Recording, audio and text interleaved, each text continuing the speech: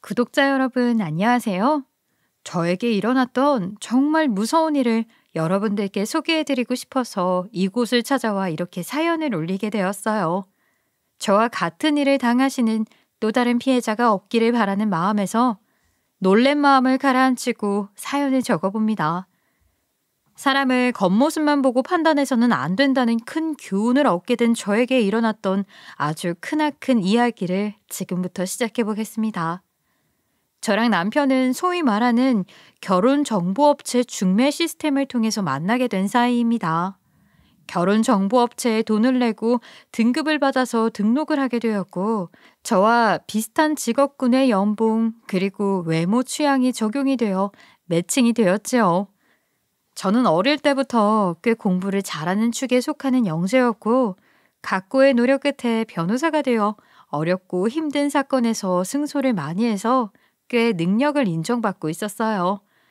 여자가 독하기도 엄청 독하다는 소리를 자주 들어서인지 주변에 저를 만나고 싶어 하는 사람들이 별로 없었기에 어쩔 수 없이 결혼정보업체에 등록을 하게 되었지요. 아무튼 제가 변호사이기 때문에 비슷한 연봉을 가진 사람과 매칭이 되었는데 그게 바로 저희 남편이었습니다. 남편은 의사였는데 이상하게 처음 본 순간부터 첫눈에 반한 것처럼 이 사람이랑 결혼을 해야겠다는 생각이 머릿속을 지배하게 되었어요. 일단 남편의 첫 인상 자체가 너무 멀끔하게 생기기도 했고 직업 자체도 의사이다 보니 변호사인 저랑 잘 맞을 것 같다는 생각이 들었어요. 거기다가 남편이 꽤 옷도 잘 입고 스스로를 잘 꾸미는 사람이었는데 제 이상형이 자기 관리를 잘하는 사람이었거든요. 남편이 딱 거기에 어울리는 사람이었어요. 거기다가 대학병원까지는 아니었지만 규모가 있는 2차 병원 내과에서 원장격으로 일을 하고 있었으니 페이닥터라고 해도 월급이 꽤 괜찮았어요. 부가적인 조건 자체가 잘 맞았기 때문에 저와 남편은 몇 번에 만나지 않은 상태에서 결혼 이야기가 나오게 되었고 준비까지 시작하게 되었습니다.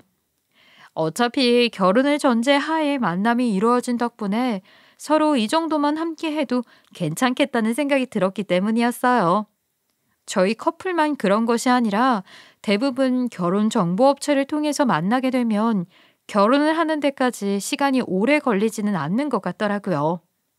저는 남편과 결혼을 준비하기 시작하면서 남편이 일을 하고 있는 병원에 자주 찾아가게 되었어요. 상대적으로 저는 소송권을 줄이며 결혼 준비를 시작하게 되었거든요. 제가 일하는 사무실이 좀 유동적으로 일을 맡을 수 있었고, 제가 그동안 연차라든지 휴가 같은 걸 아껴놓고 있었기 때문에 가능한 일이기도 했죠. 매일 일에 빠져 살던 제가 결혼을 준비한다고 하니 대표님께서도 드디어 철의 여인이 시집을 간다면서 제 편의를 많이 봐주셨고요. 남편은 병원 진료를 마음대로 빼거나 쉴 수가 없었기 때문에 하루 종일 병원에서 지내야만 했는데 제가 시간이 더 널널했으니 자주 방문을 해서 상의를 했어요.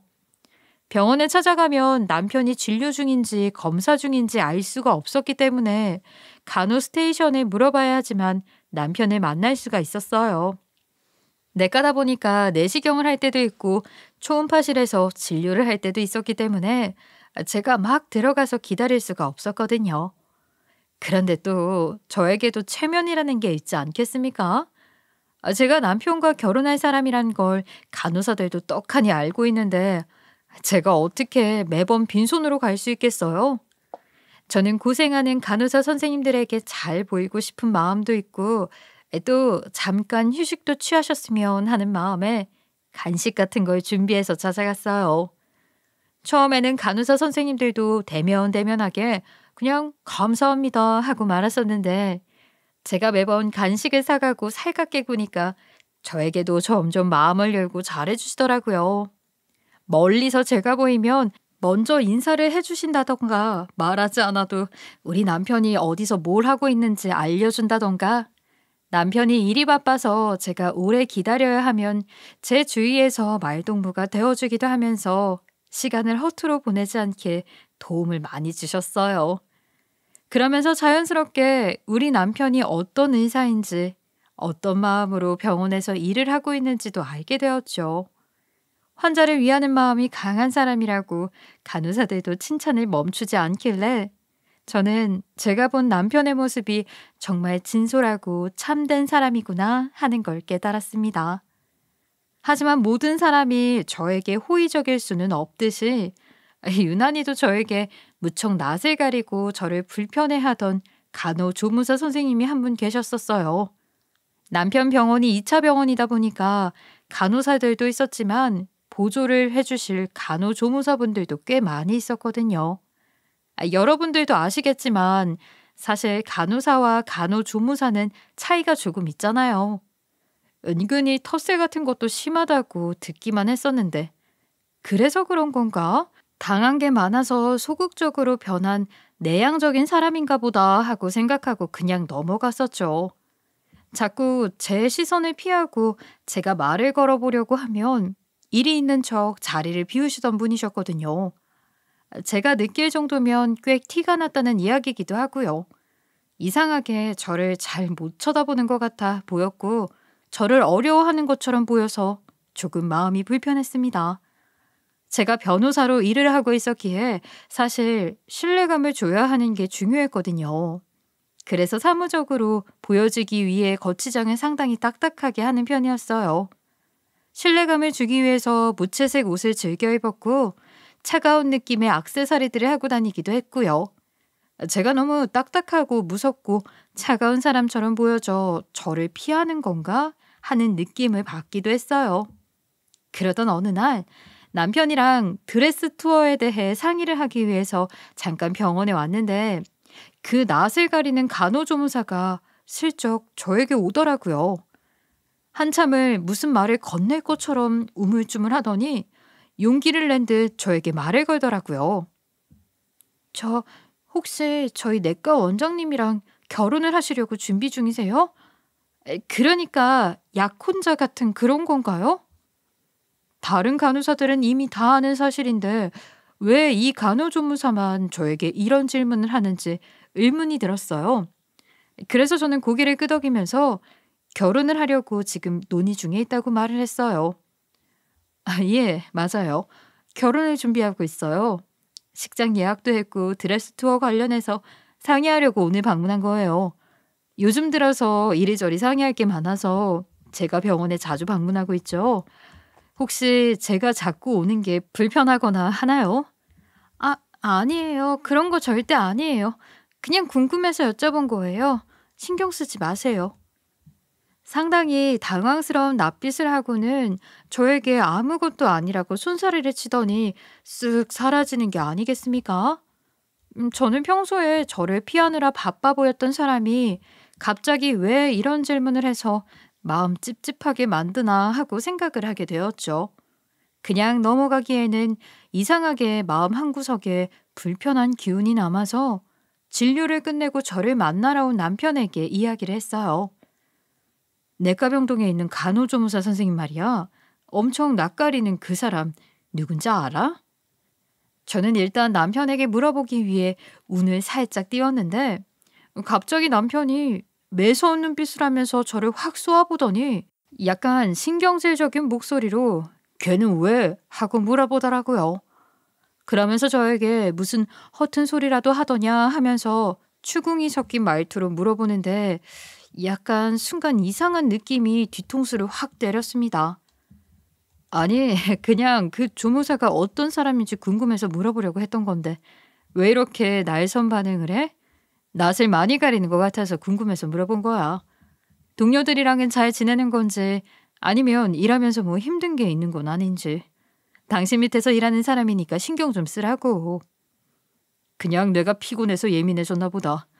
내가 간호 스테이션에 이야기 잘 해둘게. 내성적인 사람이라 잘 못 어울리는 것 같더라고.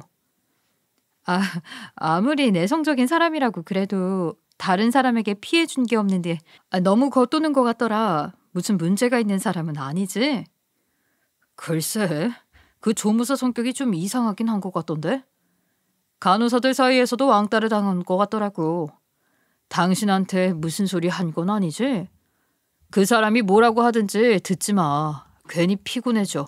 안 그래도 지금 간호사들 사이에서 말이 좀 나오고 있는 것 같더라고. 피해망상이 있는 사람이라나 뭐라나. 아무튼 그래서 잘나야 하나 고민 중에 있으니까 말 섞지 마. 구구절절 길게도 그 간호조무사에 대한 악평을 내뱉는데 솔직히 그간 그 조무사가 보여준 모습만 봐서는 그럴 만한 사람이다 싶어서 알겠다고 했어요. 사람이 말 한 번 제대로 섞어본 적 없는데 의심하는 눈초리를 보낸다거나 자꾸 자리를 피하려고 하는 모습만 봤다면 누구든 그렇게 생각을 했을 거예요. 거기다가 피해망상이라는 이야기를 들으니까 더더욱 이상한 사람일 수 있겠다는 생각이 들더라고요. 그 뒤로 또 몇 주의 시간이 흐르게 되었고 기다리던 상견례 자리가 드디어 마련이 되었는데 아주 예상치도 못한 일이 벌어지게 되었습니다.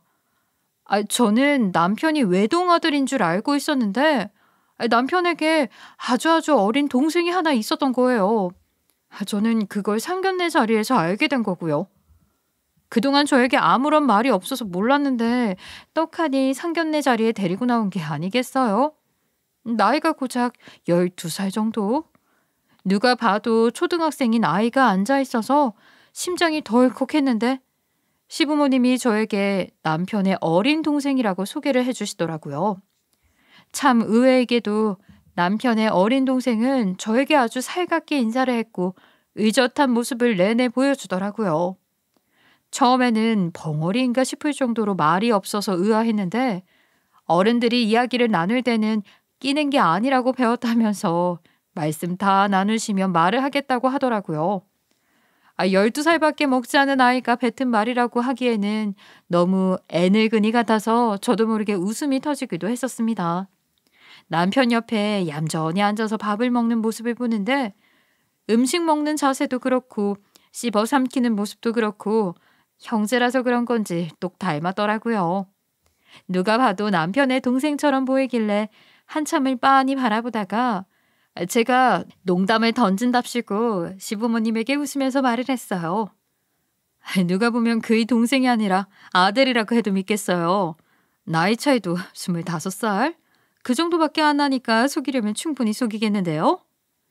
그러니까 남편이 제 말에 맞장구를 치면서 자기 친구들도 그런 소리를 한다면서 웃음을 보였어요.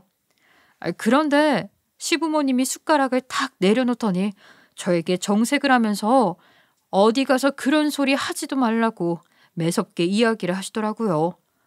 순간 저희 부모님께서도 당황하시고 저도 너무 놀라고 상견례 자리 분위기가 갑자기 차갑게 식어버렸습니다. 저한테 엄연히 도련님인데 누가 누구 아들이라는 소리를 하냐면서 한마디 더 덧붙이는데 앞으로는 조심하겠다고 말을 하고는 어색하게 다시 식사를 이어갔죠. 너무 과하게 반응하시는 건 아닌가 싶긴 했는데 어떻게 보면 신뢰가 되는 말일 수도 있겠다 싶어서 조용히 있었어요. 사실 저희 부모님은요, 평생을 그냥 평범하게만 살아오신 분들이셨어요.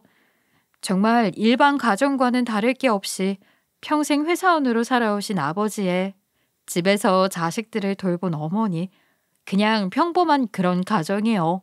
제가 변호사가 되었다고 으스대신 적도 없으시고 저에게 생활비를 요구하신 적도 없으시고요.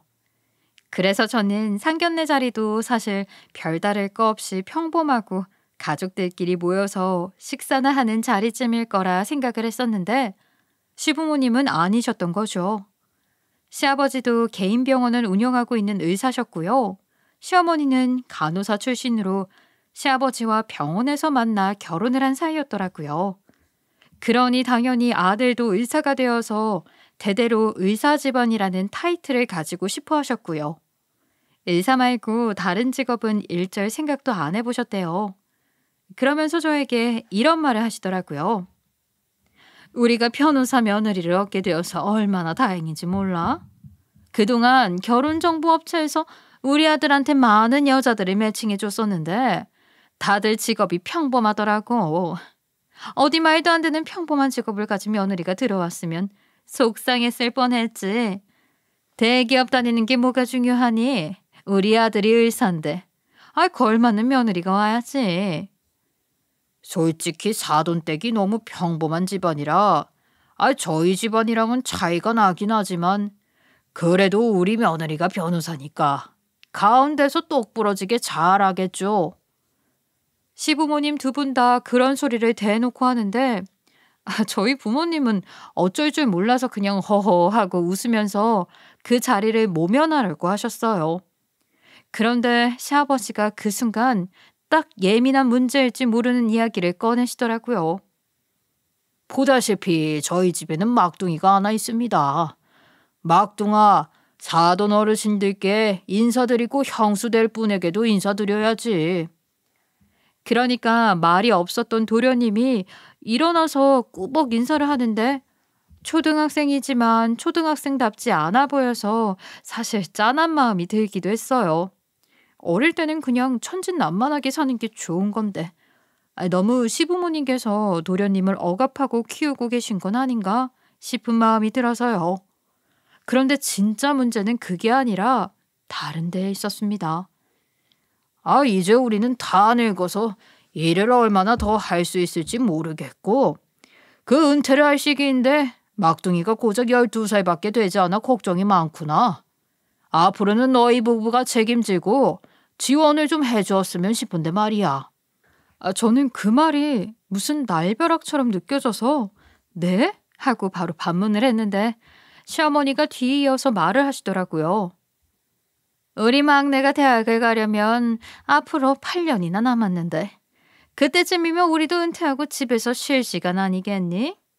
노후 준비도 사실 빠듯하게 느껴지는데 그때까지 우리가 무슨 돈이 있어서 막내를 돌볼 수 있겠니?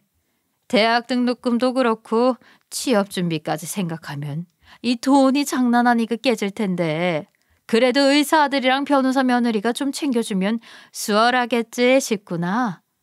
순간 저희 부모님께서도 이건 아니다 싶었는지 말씀 중에 끼어드셨습니다. 적당한 지원은 해줄 수 있을지 몰라도 우리 애들도 아이를 가져야 하고 앞으로 집도 사고 노후 준비도 하고 하려면 빠듯하지 않겠습니까? 아무리 그래도 의사와 변호사인데 설마 본인들 아이 키우면서 막내한테 지원 하나 못 해줄까 봐요? 둘이 버는 월급 합치면 웬만한 사회 초년생 연봉은 될 것 같은데 마치 당연하다는 듯이 이야기를 하는데 저희 부모님도 그렇고 저도 그렇고 할 말이 없더라고요. 아무튼 상견례 자리에서 도련님에 대한 문제는 더 이상 진척이 나지 않아서 자연스럽게 다른 이야기로 넘어가게 되었고 결혼 준비에 박차를 가하게 되었습니다. 저희는 결혼식 날짜까지 다 잡았고 청첩장을 돌리게 되었어요. 청첩장에 적힌 제 이름 3글자를 보는데 거참 마음이 이상하더라고요. 저는 사무실 직원들이며 친구들이며 할 것 없이 일일이 만나서 청첩장을 전달해주고 했는데 남편은 청첩장을 돌리는 건지 마는 건지 민기적거리더라고요. 당연히 남편이 병원 간호사 선생님들께도 청첩장을 돌렸을 거라 생각했는데 남편에게 물어보니까 저에게 굳이 그래야 하냐고 하더라고요. 제가 너무 황당해서 남편을 아무 말 없이 쳐다보니까 남편이 머리를 긁적이면서 자기 결혼하는 거 다 아는데 올 사람은 오겠지 뭐 하더라고요. 이건 아니다 싶어서 제가 남편 병원에 찾아가서 청첩장을 간호사 선생님들 하나하나 만나가면서 전해드렸어요. 그런데 그 낯을 많이 가리던 간호조무사 선생님이 보이지를 않더라고요. 아무리 찾아도 어디에도 없는 거예요. 그래서 다른 선생님 한 분을 붙잡고 그 낯 많이 가리던 조무사 선생님은 어디 갔냐고 물어보았죠. 심드렁하게 저에게 대꾸를 해주시더라고요. 그 간호조무사는 일 그만뒀어요. 며칠 됐는데 얼마나 됐더라? 뭐 개인 사정이라고 사표 내더니 다음날부터 아예 안 나오더라고요. 인수인계도 안 해놓고 가서 다른 선생님들 다 화내고 난리도 아니었어요. 그렇게 무책임하게 가면 안 되는데. 그렇게 이야기를 하는데 그 간호조무사가 진짜 이상한 사람이었던 건지 뭔지 다들 아무런 관심도 주지 않더라고요. 저는 아무리 그래도 같이 일하던 동료였는데 이렇게까지 관심을 가지지 않을 수가 있나 싶었지만 어디나 문제가 있는 사람은 있으니까 하고 넘어갔죠. 아무튼 저희 부부는 많은 하객들 사이에서 축하를 받으며 결혼식을 잘 올렸고 남태평양 바다가 보이는 휴양지로 신혼여행을 떠나서 푹 쉬다 오기까지 했습니다. 둘이서 열심히 꾸며낸 신혼집에 들어가서 깨를 볶는 신혼생활을 시작해야 했지만 남편도 의사고 저도 변호사이다 보니 서로 일이 너무 바빴어요. 결혼 준비하느라 미뤄두었던 일들이 폭탄처럼 밀려오는 바람에 저녁 늦은 시간에서야 서로 얼굴을 마주하는 게 전부인 일상을 보냈어요. 그래도 결혼을 했고 안정된 가정이 생겼다는 것 자체가 서로에게 위로가 되어주는 듯해서 기분은 나쁘지 않더라고요. 텅 빈 집이 아니라 불이 켜진 집으로 서로 퇴근을 한다는 게 엄청나게 위안이 되더라고요. 이래서 다들 결혼을 하는 거구나 하는 마음을 가지게 되었고 새로운 인생 2막을 출발하는구나 싶었죠. 그러던 어느 날 제가 일을 하고 있는 변호사 사무실로 한 통의 투서 같은 서류가 도착을 하게 되었어요. 송사에 관련이 되어 있는 서류였는데 피해자가 합의금을 받고 소송이 취하된 사건 3개가 병합이 되어서 날라왔더라고요. 이미 소송이 취하된 사건이 있어서는 다시 소송을 걸 수 없는데 이 병합된 사건 파일을 왜 변호사 사무실로 그것도 저에게 따로 보내왔는지 의문이 들었습니다. 처음에는 일이 바빠서 무시하고 넘어가려고 했는데 아무리 생각해도 굳이 저에게 보낸 이유가 있을 것 같아서 그 파일을 유심히 살펴보기 시작했어요. 그런데 그 사건에 너무나도 낯이 익은 이름이 떡하니 적혀있는 게 아니겠습니까? 그제서야 정신을 차리고 확인을 해보니까 우리 남편 이름 석자 김정현이 떡하니 적혀있는 겁니다. 소송은 우리 남편이 일을 하고 있는 병원에서 일어난 사건이었는데 하나는 오진으로 인해서 피해자가 영구적으로 장애를 얻게 된 사건이었어요. 하나는 내시경을 마치고 나왔는데 아무래도 느낌이 이상하다면서 의사에게 추행을 당한 것 같다고 내시경실 CCTV를 열람하고 싶다는 내용이었고요. 마지막 하나는 위절제 수술 도중에 일어나게 된 의료사고에 관한 소송이었습니다. 3가지 사건 모두 다 피해자와 합의가 되었기에 당연히 남편이 그 일로 인해서 처벌을 받는다던가 벌금을 낸다는 일은 일어나지 않았고요. 저는 남편이랑 결혼을 한 지 2달밖에 되지 않았는데 저에게 왜 다 지난 사건을 보냈을까 싶어서 의문이 점점 쌓이기 시작했어요. 제가 남편이랑 결혼을 했다는 사실을 알았으니까 이런 서류를 저에게 보낸 것이지 않았을까요? 이 파일을 보낸 의도가 의심스러웠어요. 제가 변호사다 보니까 꼬리에 꼬리를 물고 자꾸만 사건에 대한 생각이 머릿속을 떠나지 않았고 신경이 쓰이기 시작했어요. 저는 그 뒤로 저도 모르게 남편의 행동을 주시하게 되었습니다. 이미 합의가 된 사건이라고 해도 마음에 걸리는 게 2번째 사건이었거든요. 사실 그 사건은 합의가 되었다기보다는 증거 CCTV가 끝까지 나오지 않아서 피해자가 울며 겨자 먹기 식으로 소송을 취하한 사건이었어요. 한마디로 병원 측에서 무고죄로 역고소를 하겠다고 난리를 치니 병원을 이길 수 없을 거라 생각한 피해자가 한 발짝 뒤로 물러난 사건이었지요. 그러니 이 사건에 엮여있는 또 다른 진실이 있을 수도 있다는 생각이 머릿속을 떠나지 않게 되었어요. 그렇게 제가 남편을 주시한 지 1달 정도가 더 흘렀을 때였습니다. 시어머니가 뜬금없이 저에게 시댁으로 와줄 수 있냐는 연락을 하셨고 저에게 꼭 혼자 오라고 말씀을 하시길래 무슨 큰일이라도 생겼나 싶어서 한달음에 달려갔어요. 소송과 관련된 문제가 생겼을 수도 있겠다 싶어서 의뢰인을 만나러 간다는 생각으로 시댁에 찾아가니 저에게 그러시더라고요. 우리가 이제는 늙고 지쳐서 더 이상 초등학생이 막둥이를 키우는데 너무나도 힘에 부쳐서 말이다. 너희가 우리 막둥이를 데려가서 키웠으면 싶구나. 이거는 뭐 저에게 의견을 물어보는 것도 아니고 통보하는 식으로 말을 하니까 제가 기가 막혀서 말이 나오지가 않더라고요. 예? 제가 왜 도련님을 맡아서 키워야 하나요? 저는 이런 이야기를 결혼하기 전에 전혀 전해드린 게 없습니다. 그리고 남편도 일이 바쁘고 저도 일이 바빠서 집에 없는 시간이 더 길어요. 퇴근하고 돌아오면 밤 늦은 시간이에요. 그런데 어떻게 초등학생인 도련님을 데려다가 키울 수가 있겠어요. 우리 막내가 워낙 의젓한 아이라 혼자 밥도 다 차려 먹을 수 있고 하니까 대충 냉장고에 반찬만 채워 넣으면 돼. 하나도 신경 쓸 일 없을 거야. 그리고 너네 집이 강남에 있기도 하고 거기가 워낙 학군도 좋고 하지 않겠니? 얘는 의사가 될 아이니까 데려다 키워라. 정말 집에서 키우던 개도 그런 식으로는 파양을 하지 않을 것 같은데 시어머니는 저에게 무슨 짐덩이를 던지듯이 막내 도련님을 키우라고 하니까 어이가 없었죠. 저는 시어머니에게 말도 안 되는 소리 하지 마시라고 절대로 도련님을 데려다 키울 수 없다고 이야기를 하고는 시댁을 서둘러 빠져나왔어요. 거기에 계속 있다가는 정말로 도련님이 제 손을 잡고 저희 집으로 가고 싶다고 말을 할 것 같았거든요. 저도 아직 자녀 계획이 없는데 도련님을 맡아 키운다는 게 말이나 되는 소리입니까? 제가 전업주부도 아니고 남편에게 생활비 받아 쓰는 처지도 아닌데요. 시댁에서 하는 갑질을 전부 견디고 감내해야 할 사람이 아닌데 그런 무리한 요구를 하니까 화가 나더라고요. 집에 돌아와서 한참을 씩씩거리고 있다가 퇴근해서 돌아온 남편에게 시댁에 찾아갔었고 시어머니에게 이런 이야기를 들었다고 설명을 했어요.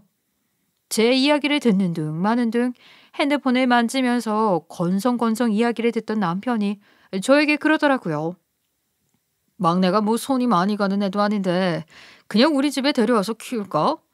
우리 부모님이 워낙 힘들어 하시기도 했고 그리고 엄마 말대로 우리 동네 학군이 알아주는 학군이긴 하니까 뭐 하면 도우미 아줌마 하나 쓰면 되지 않겠어? 나랑 결혼 전에 미리 상의를 했던 내용도 아니고 갑자기 이러는 법이 어딨어? 아무리 도련님이 의젓하다고 해도 아직 12살밖에 안 된 애야. 내가 해줄 수 있는 일이 있고 부모가 해줄 수 있는 일이 따로 있는 거지. 나는 애 못 봐. 도련님 책임질 마음 없어. 아유, 사람이 어쩜 그리 매정하냐. 어린 도련님 귀여워서라도 맡아서 키우겠다고 하더라. 우리 부모님이 고생하시는 거 계속 보고 싶어? 나는 그냥 우리가 돈도 있고 애 봐줄 사람 구해서 도움받으면 될 것 같은데 당신이 이러니까 좀 실망이다. 그게 그냥 매정하다는 말로 될 일이야? 거기다가 우리한테 애가 있는 것도 아닌데 갑자기 도련님을 키우라는 게 말이 돼? 그것도 결혼한 지 고작 3개월 만에. 이건 말이 안 되는 거지. 아무리 나이가 어리다고 해도 나한테는 도련님인데 같이 살면 얼마나 불편하겠어. 나한테 상의도 없이 당신 가족들끼리 이래라 저래라 하면 그만이야? 내가 그러자고 했어? 우리 엄마가 힘들다고 하니까 한 말이지. 됐어. 이 이야기 그만해. 이런 걸로 싸우고 싶지 않아. 말 나온 김에 물어보자. 요즘 병원에서는 별일 없는 거 맞아? 그러니까 남편이 갑자기 만지작거리고 있던 휴대폰 사용을 딱 멈추더니 저를 매서운 눈으로 바라보면서 그러는 거예요. 병원에서 무슨 일? 왜? 내가 병원에서 큰 실수라도 저질렀으면 좋겠어?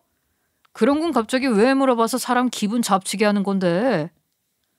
그렇게 말을 하는데 순간 그 눈빛이 너무나도 무섭더라고요. 그래서 그냥 아니라고 별일 없냐고 물어본 건데 왜 이렇게 날선 반응을 보이냐고 했죠. 그러니까 자기도 순간 말이 너무 심하게 나갔다고 생각을 한 건지 뭔지 눈에 힘을 풀더니 다시 심드렁하게 휴대폰을 만지더라고요. 아주 건성으로 별일 없다고 자기 내일 병원에서 진료가 늦게 끝나는 날이니까 늦을 거라고 기다리지 말라고 하더라고요. 저는 남편이 저랑 이야기하는 내내 휴대폰을 만지작거리고 있었기에 누구랑 그렇게 열심히 연락을 하나 궁금해서 남편이 자는 사이에 휴대폰을 뒤지려고 했어요. 그런데 글쎄 어찌나 철저하던지 휴대폰에 잠금을 걸어놔서 본인 이외에는 그 누구도 아무것도 보지 못하게 해놨더라고요.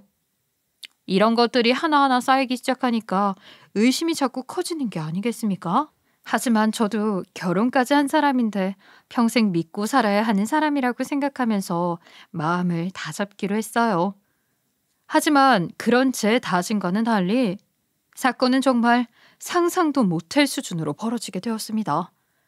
며칠이 더 지나고 남편과는 여전히 찝찝함이 남아있는 채로 지내고 있었는데 사무실에서 일을 하고 있는 도중 누가 저를 찾아왔다고 하더라고요. 올 의뢰인이 없는데 이상하다 싶었지만 손님이 오셨다고 하니 접객을 하려는데 글쎄 일을 그만두었던 낯을 심하게 가리던 간호조무사가 저를 찾아온 게 아니겠습니까? 저는 너무 놀라서 그 간호조무사를 빤히 쳐다보았고 그분은 저에게 꾸벅 인사를 했습니다. 아니, 여긴 어떻게 찾아오셨어요? 안 그래도 청첩장을 드리려고 했었는데 갑자기 일을 그만두셨다고 해서 얼마나 놀랐었는지 몰라요. 그 조무사는 뭔가에 쫓기는 사람처럼 주인 눈치를 막 살피더니 저에게 USB를 하나 손에 쥐어주는 게 아니겠습니까? 지금이라도 늦지 않았어요. 빨리 도망치세요. 제가 하는 말이 이상하게 들릴지도 모르겠지만 저를 믿으셔야 해요. 그 집에서 하루라도 빨리 나오셔야 한다고요. 저희 원장님이요. 상상 이상으로 무서운 사람이에요. 저도 그냥 그만둔 거 아니에요. 잘린 거예요. 그 병원에 있는 사람들 모두가 한통속이라고요. 제가 사모님께 이상한 소리 할까봐 원장님이 미리 차단하신 거예요. 갑자기 와다다다 말을 쏟아내면서 저에게 빨리 도망쳐야 한다고 말을 하는데 정말 정신이 혼미하다는 게 무슨 뜻인지 알겠더라고요. 아니, 갑자기 그게 다 무슨 소리예요? 그리고 이 USB는 또 뭐고요? 저한테 알아듣게 설명을 해주셔야죠. 다짜고짜 위험하다고 하면 제가 어떻게 믿어요? 증거는 다 그 안에 들어있어요. 제가 여기 온 거 들키면 절대로 안 돼요. 제가 감시당하고 있을 수도 있거든요. 제가 시간이 없어서 자세하게 설명은 못 드리지만 그 USB 열어보시면 이해가 되실 거예요. 꼭 원장님한테 들키지 말고 보셔야 해요. 제가 변호사라서 믿고 맡길 수 있는 거라면서 2번 다시는 자기를 찾지 말라는 말과 함께 황급하게 사라지는 게 아니겠어요? 저는 어안이 벙벙했죠. 그간 병원 사람들 말에 의하면 사회 부적응자에 문제가 있는 피해 망상이 가득한 사람이 갑자기 자기가 쫓기고 있다고 하니까요. 누가 그 말을 바로 신뢰하고 USB를 열어볼 수 있겠습니까? 저는 누구 말을 믿어야 할지 깊은 고민에 빠졌어요. 하지만 저는 용기를 내기로 했습니다. 저희 사무실이 보안이 철저하다 보니 바이러스에 감염될 일이 없을 것 같았고 그 USB 내용이 무척이나 궁금했거든요. 일단 사무실 컴퓨터에 앉아서 한참을 고민하다가 컴퓨터에 연결을 해서 파일을 열어보았는데 폴더가 아주 일목요연하게 정리가 되어 있더라고요. 연도와 날짜별로 정리가 되어 있는 게 아무래도 심상치 않은 일이라는 생각이 들었죠. 이게 뭘까 싶은 마음에 두근거리는 심장을 부여잡고 파일을 열어본 순간 저는 정말 기겁을 하고 말았습니다. 그리고 그 자리에서 바로 USB를 뽑아들고는 경찰서로 달려가게 되었어요. 경찰서에 도착한 저는 형사들에게 당장 이 USB를 가지고 수사를 열어달라고 부탁을 했고 형사들은 변호사 배지를 달고 있는 제가 뛰어들어와 USB를 건네니까 의아했죠. 보통 일은 아니겠구나라고 직감을 한 형사들이 제가 보는 앞에서 바로 파일을 열어보기 시작했습니다. 그 안에는 정말 상상도 하지 못할 파일들이 들어있었는데 바로 남편 병원의 내시경실 CCTV와 진료실 CCTV들이 들어있었습니다. 소리도 깔끔하게 전부 녹음이 되어 있었고 형사들과 저는 그 파일들을 하나하나 확인하고 온몸에 소름이 돋는 걸 느낄 수 있었어요. 거기에는 남편이 의료사고를 낸 모든 정황과 현장들이 다 들어있었습니다. 내시경실에서 간호사들과 함께 깔깔거리면서 환자들을 희롱하는 장면들도 있었고요. 약을 잘못 처방해서 신장을 망가뜨린 환자의 차트도 스캔이 되어서 들어있었고요. 위절제 수술을 하다가 환자에게 쇼크가 일어났을 때 남편이 그냥 대충대충 하자고 어차피 깨어나게 되어 있다면서 안일하게 대처했던 모든 영상들이 들어있었어요. 저에게 소송 취하건이 병합되어서 서류로 날아왔었잖아요. 그 사건에 대한 영상들은 물론이고 또 다른 피해자들의 사건 영상까지 전부 들어있는 게 아니겠습니까? 경찰도 그걸 확인하고 이건 그냥 넘어갈 수 있는 사항이 아닌 것 같다며 본격적으로 수사에 들어가겠다고 했어요. 그리고 그 영상에서 가장 충격적인 내용은 수술실도 내시경실도 아닌 지금 이렇게 사연을 적으면서도 손이 떨려서 미치겠네요. 도련님인 줄 알았던 남편의 남동생 시댁의 그 막둥이가 알고 보니 남편의 아들이었다는 것이었습니다. 정말 이게 말이나 되는 소리인 건지 남편의 진료실 CCTV 영상을 확인하다가 저도 모르게 소리를 꽥 질러버렸어요. 아이, 어떻게 온 가족이 저를 기만하고 한통속이 되어서 속일 수 있었던 건지. 그래서 저에게 도련님을, 아니 남편의 사생아를 데려다 키우라고 했었나 싶더라고요. 남편이 20대 중반에 대학 시절에 만났던 별 볼 일 없던 여자와 사고를 쳐서 아이를 낳게 되었는데 그 여자에게는 의사가 되면 바로 결혼하자고 꾸준히 속여왔더라고요. 남편이 의대생이었고 의사 면허가 없었던 시절에 일어난 일이었기 때문에 순진하게도 그 여자는 남편의 거짓말을 믿고 기다렸던 겁니다. 혼자의 몸으로 아이를 키우면서 남편의 뒷바라지까지 하느라 본인은 대학도 그만두고 아르바이트를 전전긍긍하며 힘들게 살았던 거죠. 의사만 되면 바로 결혼을 하겠다던 남편은 차일피일 미루다가 결혼도 하지 않고 여자를 모르쇠로 일관하면서 지냈었던 겁니다. 그래도 그 여자는 계속해서 남편을 기다리고 또 기다렸지만 남편은 그런 와중에 다른 여자를 만나고 결혼정보업체까지 등록을 하면서 연락을 무시한 거죠. 양육비까지 전혀 주지 않자 여자는 더 이상 남편을 기다려봐야 소용이 없겠구나 하는 것을 느끼고 아이가 10살이 되었을 때 애를 데려가라면서 난리를 친 거죠. 병원까지 찾아와서 남편의 진료실에서 소리를 지르며 난동을 부렸고 애만 덜렁 두고 사라진 것이었습니다. 그게 전부 진료실 CCTV에 찍혀 있었던 거고요. 결국 아이를 막내 동생이라고 사람들을 속이면서 시댁에서 키우게 된 것이었습니다. 시댁에서는 구박덩어리였던 남편의 사생활을 남편이 저랑 결혼하자마자 저에게 떠넘기려고 갖은 수를 다 썼던 것이었고요.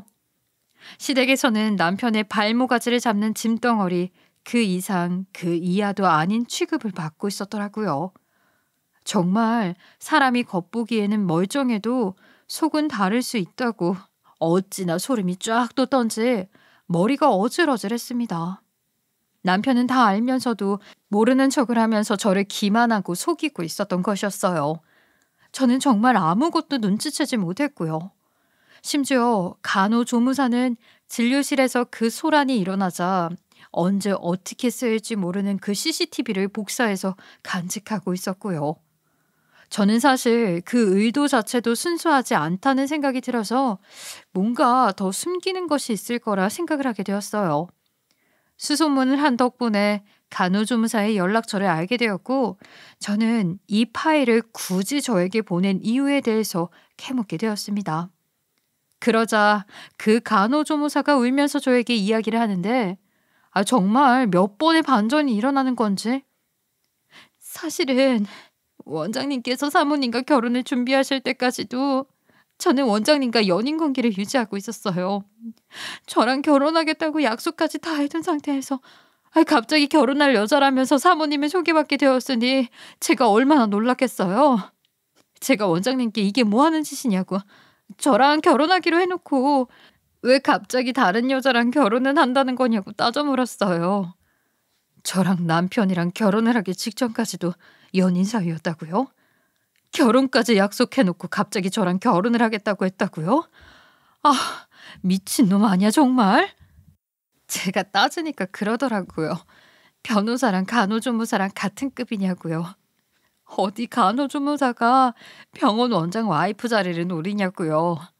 주책 파악도 못하면서 사회생활을 어떻게 할 거냐면서 정신을 차리고 살으라고 하더라고요. 그 말에 정신이 번쩍 들더라고요. 이 사람은 처음부터 저를 가지고 놀 생각으로 대했던 거구나 싶어서요. 그 말에 큰 충격을 받은 간호조무사는 그동안 자기가 모아두었던 CCTV부터 시작해서 남편의 뒤치다꺼리를 했던 일들 전부 공론화시키기로 결심을 했던 겁니다. 물론 그 간호조무사의 의도도 순수하지는 않았지만 결국에는 피해자들을 위한 절차를 밟게 되었으니 고마운 일이기도 했어요. 간호조무사는 본인이 내부 자료를 유포한 죄를 묻게 될까봐 고소당할 게 무서워서 끙끙 앓다가 저에게 이 자료를 전부 넘기게 된 것입니다. 저는 변호사였고 법을 다룰 줄 아는 사람이니 저라면 전부 해결을 해줄 수 있을 거라 생각했대요. 저는 간호조무사의 바람대로 형사를 찾아가서 수사를 요청하게 되었고 형사들은 그 자료를 토대로 그간의 피해자들을 불러 모으기 시작했어요. 남편의 병원에 압수수색 영장이 발부되기까지 시간은 정말 얼마 걸리지 않았죠. 형사들은 이미 숨어버린 피해자들을 일일이 만나고 다니면서 설득을 했고 저는 그들을 위한 무료 변호를 하겠다고 결심을 했습니다. 당연히 이 모든 사실이 알려지자 시댁이고 남편이고 할 것 없이 난리가 났고 저에게 죽이려니니 뭐니 하면서 보복을 하겠다고 난리를 쳤어요. 저는 당연히 그 모든 이야기를 녹취했고요. 그 증거를 들고 동료 변호사에게 제 이혼 소송에 대한 의뢰를 진행했죠. 남편의 병원 수사가 급물살을 타게 되면서 당연한 수순으로 제 이혼까지 어렵지 않게 쾌거를 이룰 수 있게 되었습니다. 자식도 없고 분할할 재산이 명확하게 나뉘어 있기에 어렵지는 않았어요. 수사가 물 흐르듯이 이루어지는 과정에서 이 사건을 흥미진진하게 여긴 사람들이 너도 나도 사건에 대한 이야기를 퍼져나르기 시작했어요. 아무래도 피해자가 많은 사건이었고 병원 자체도 2차 병원 중에서는 꽤 이름이 있었기 때문에 소문은 동네에 삽시간에 퍼지게 되었죠. 남편에 대한 평판이 떨어진 것은 물론이고 2번 다시는 의사를 할 수 없게 만들어야 한다고 소란이 일어나기도 했습니다. 그 병원은 사고가 많은 병원이니 찾아가면 안 된다는 불매운동까지 일어나면서 병원도 타격을 크게 입게 되었고요. 남편은 사건에 대한 모든 게 밝혀지고 피해자들이 대거로 일어나게 되면서 당연하게도 고의성을 인정받아 쇠고랑을 차게 되었습니다. 그동안 남편의 병원에서 일어났던 크고 작은 사건의 피해자들이 전부 형사님들의 노력으로 소송에 참여하겠다는 의사를 밝혀왔거든요. 저는 그 피해자들을 지지하기 위해서 무료 변호를 했고 저희 사무실에서도 저를 전폭적으로 지지해 주었어요. 솔직히 제 남편이 피의자인 사건을 맡았으니 저도 참 쪽팔리기도 했죠. 보는 눈이 얼마나 없으면 그런 인간과 결혼까지 했겠습니까? 남편의 소송이 끝이 나고 보상금만 해도 수십억 원을 배상해야 한다는 판결이 나오게 되었어요.